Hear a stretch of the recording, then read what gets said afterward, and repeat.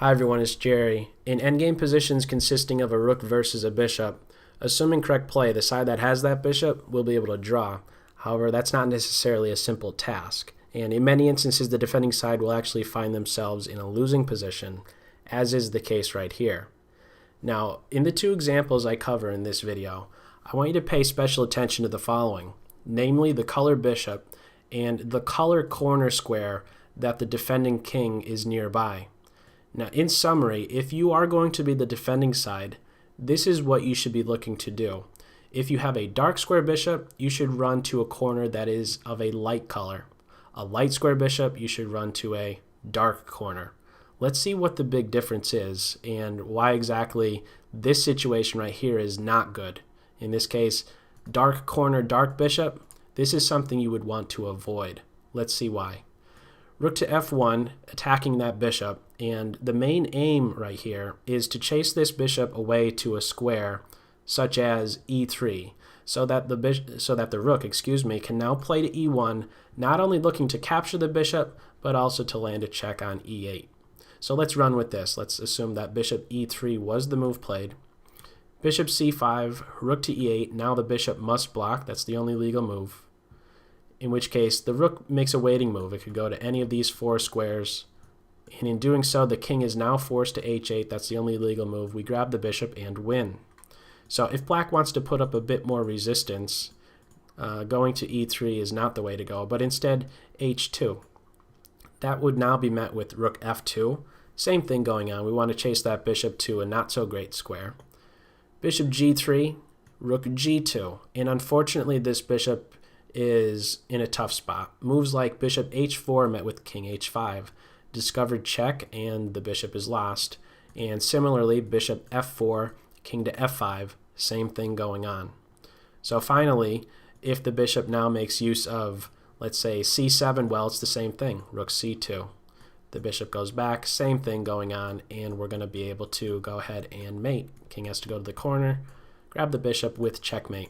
One other move to be familiar with is this one right here. If the bishop doesn't make use of c7 but rather d6, once again we still place our rook to that same file, attack that bishop. But now as white, what do we do if the bishop plays to e7, watching over that d8 square? The key move at this point is to play your rook to c2.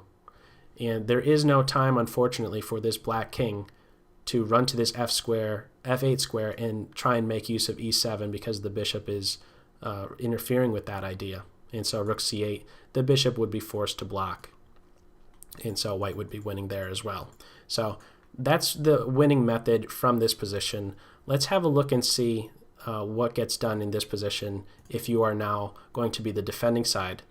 Notice light square bishop. Ideally, this is exactly where you want your king. You want your king in the corner square that is of the opposite color of your bishop.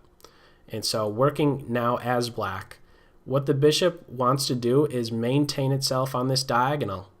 More specifically, these squares right here.